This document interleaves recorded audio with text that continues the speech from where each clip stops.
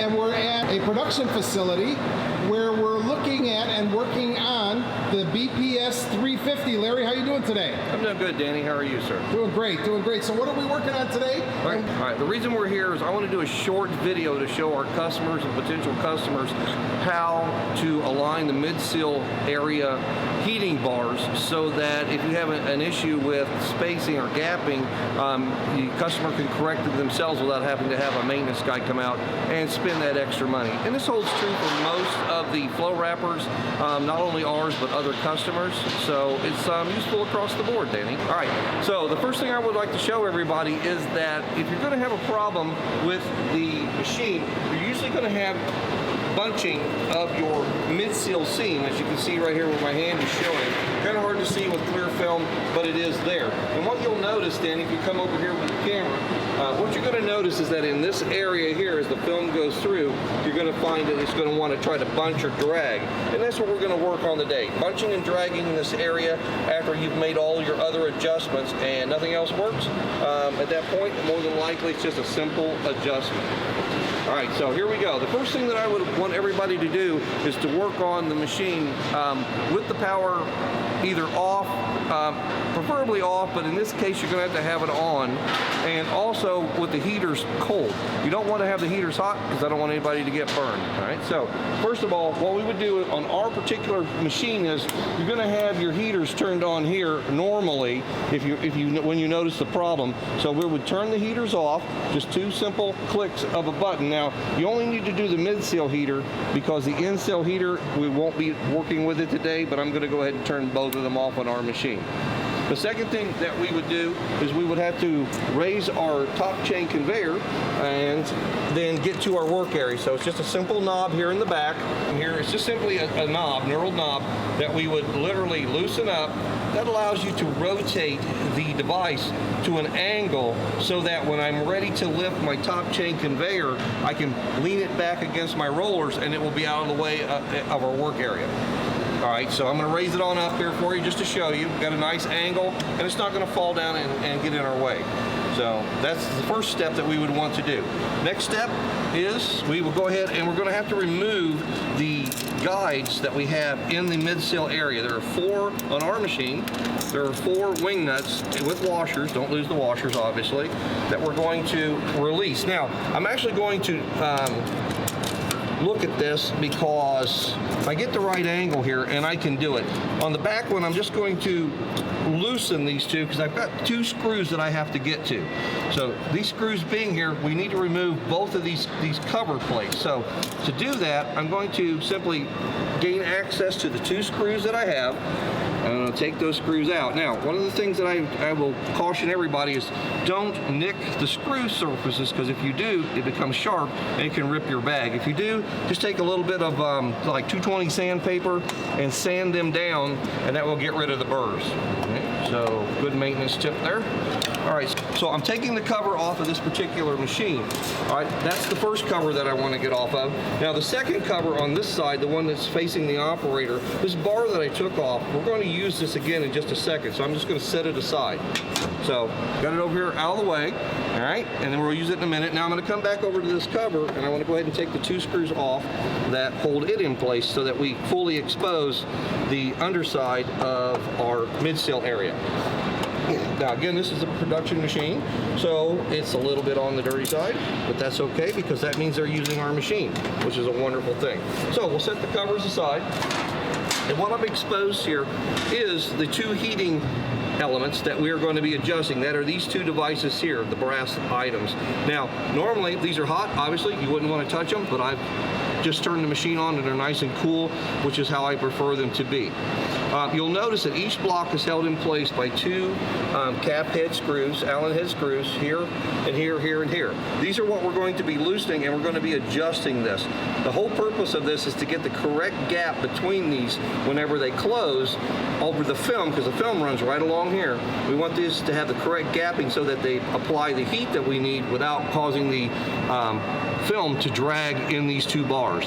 And that's what happens. Over time, these 2 bars will kind of want to slip together because these bars are being opened and closed by a solenoid right here as the film is running through or when it's not.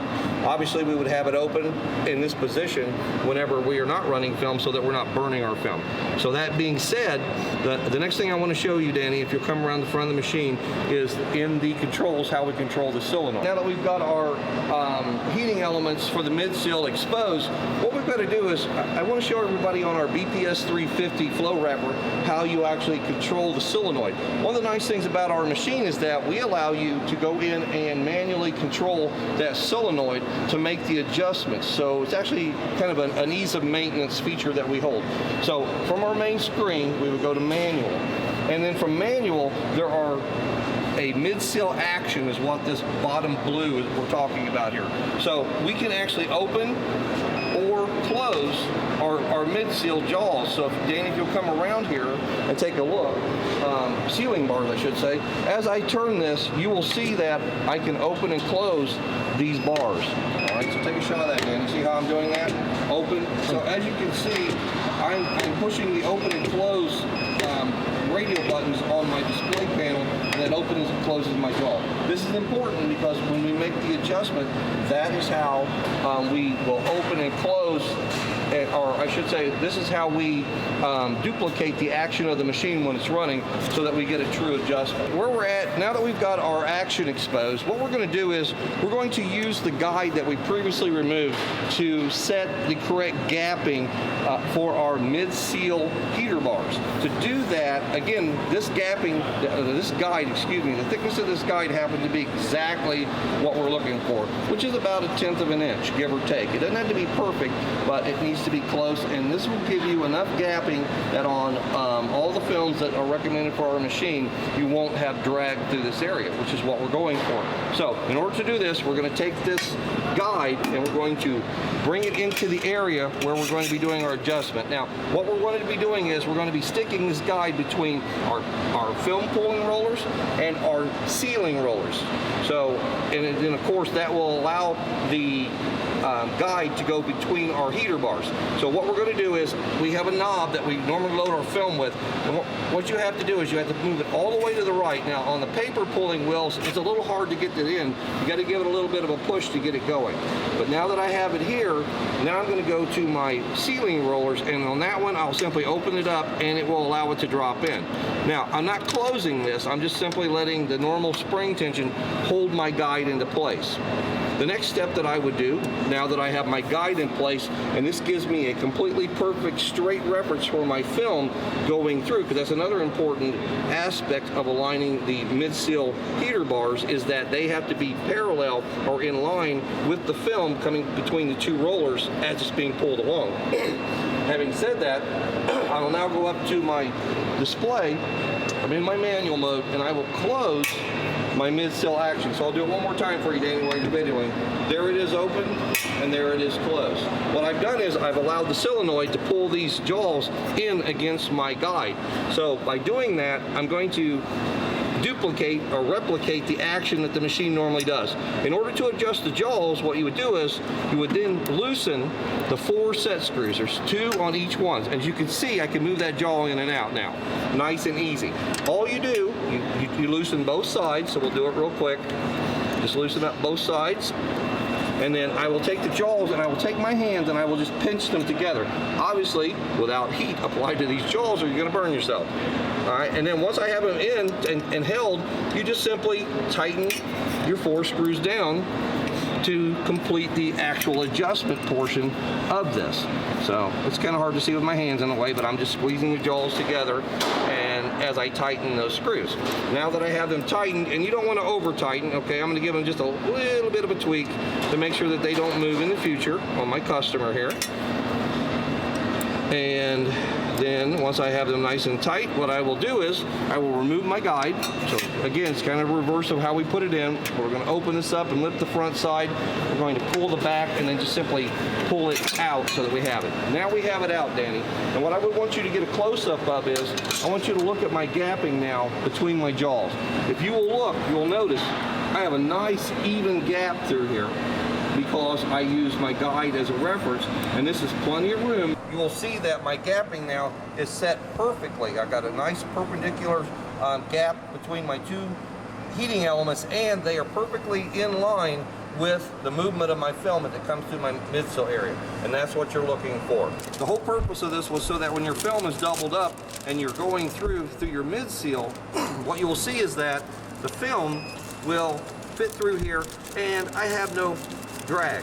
So when the machine is running, what you'll see is that I've got a nice even tension here. My film is being pulled nice and tight, and I have no drag in this area. That's what you're going for. Now, one last point on this. If you make an adjustment here, you may have to adjust the temperature of your mid-seal heaters, because if they were too close before, the odds are you've adjusted your heat down because you're putting a lot of heat on there. After we've completed the alignment and we've removed our alignment tool, the next step that you want to make sure that you do is you're going to go into your manual settings and you're going to open your mid-seal action. And to do that, you simply come in here and push the open button and make sure that it says open next to it and not next to the closed.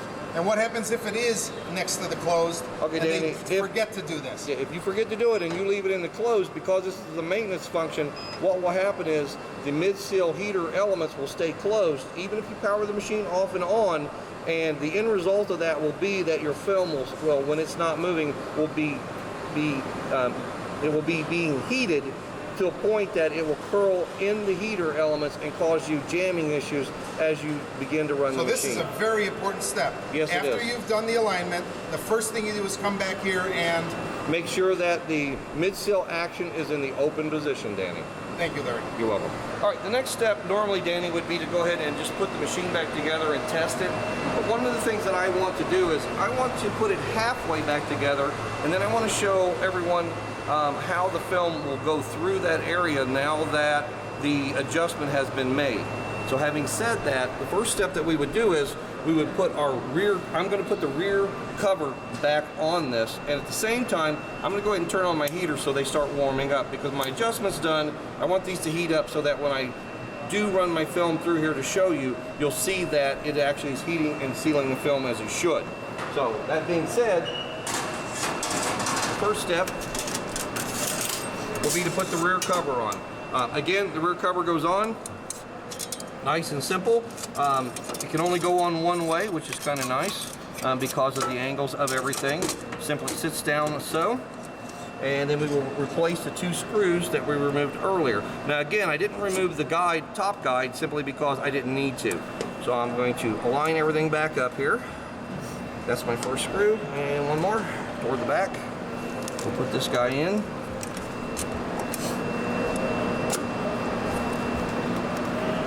Again, being careful not to cause a burr on your screws and that they are flush with the plate of the machine, the top plate. And how would of the they machine. cause that burr? By over twisting the screw? By over torquing the screw, or by simply not putting enough pressure down on the screwdriver and allowing the bit of the screwdriver to come over the top of the screw and nick that screw. So we're all good. We've got this guide back on. Now normally I would put the next guide on and we would test it, but again, I want to show you from this side over here what I'm talking about on how the film will go through. All right, Danny, at this point what I've done is we have gone ahead and loaded the film so that I can, and left the front cover off so I can show everyone what I'm talking about as far as how the film will now run through here and not drag. It's always good to have a visual, especially when you have a situation where in reality you're not really going to see what's happening. So that's what I'm trying to provide here. It's just that mental image visual so that once the cover is back on, you know what's happening underneath the covers. Again, I'm only doing this as a quick demonstration and because I'm completely familiar with the machine. All right, so here we go. So what I'm going to do is I'm going to start the machine rolling the film, and what you're going to see is that these mid-seal heating element, the bars, will move together. Of course, you can only see the front one, but they go together to give you your perfect gapping. And as the film is being pulled, what I want everybody to notice is that there will be no drag in this area. You won't see the film being jerked back or the front pulling wheels, sealing wheels, trying to yank the film forward. It'll be a nice, smooth transition. Now, we're only going to run it for a second, so get a good shot here, Danny. Here we go. All right, I'm going to inch it forward. So there's my jaw sealed, and as you can see, I'm pulling it through nice and even, and I'm not getting any jamming whatsoever. Now that we've got the heating element, mid-seal heating elements adjusted correctly, the heating bar is adjusted correctly, and I've shown you that it is working correctly. The next step would be simply to go ahead and put the last 2 covers back on. And once again, I can't emphasize it too much, do not burr the screws or you run the risk of tearing your bags. So I'm not going to tighten it all the way because I got to get both screws in. And so once I got both of my screws in, my hands are fumbling here. All right, get both of them in quickly. And on our particular machines, once you put the screws back in, the gap between the guides is preset, so there's no adjustment at all on that. So everything else just goes back together, and our customers will be familiar with this because that's part of the cleaning process, is to remove these covers that we've just done to clean out any food particles that get below the covers of the machine. All right, and that, as far as that's concerned, as far as the cleaning underneath of here, that's a customer issue that procedure that they have to set themselves. They know their food better than we do, so we recommend that you clean on a daily basis. It's up to the customer to determine how they want to do that. So again, I'm just setting the guides back to where my customer had them so that I have a nice flow through of my film. Now if you'll notice, my backside is actually 2 back, so just a little added bonus to this video is that when you're adjusting these guides, the best thing to do is to push your film flat over the center of your track, like I'm doing right here. Okay, give you a little visual here, so that I'm even across. And then what I would do then is I would then move my guide in here so that I'm touching that. The purpose of that is that you want your film with the product in it to run straight down the track, so that in the inseal area you actually get a straight cut across your inseal. Now again, this particular setup that the customer had was not correct for this film width, so I'm going to change it for him by simply moving my guide forward. There's a couple of holes that we have, screw holes that we have, so they can move the guide in and out for the entire adjustment ability of the machine as far as width of the product. So just moving that guy forward quickly, fumbling with my hands of course because I'm a maintenance guy, not an operator. So, all right, so once I get these guys on here, again, I would just simply center my film with it being pushed down. I would tighten my guides down, so I'm gonna pretty much know where I'm gonna put it, which is right about here. Let me get this guy tightened down because I'm wasting valuable video time here. All right, so get this guy down, and there we go. So now when I run my product through, it's going to guide it nice and straight through the inseal area and give me a nice inseal seal also. Okay, the very last step that we would do as far as the adjustment obviously is to put everything back how you need it to run your product. The first thing that we did was to raise the top chain conveyor out of the way. So of course, the last thing we're going to do is we're going to put it back into position. Again, just a reverse of what we did. We're simply going to lower our top chain conveyor down on the track. Then we're going to loosen our retainer handle on the back side, tilt it back down so that we are nice and straight across our product. Now again, this one's not adjusted correctly, so I'm going to make a quick adjustment here. I'm going to have my brush, because the whole purpose of this is just to take air out of the bag for the customer's product.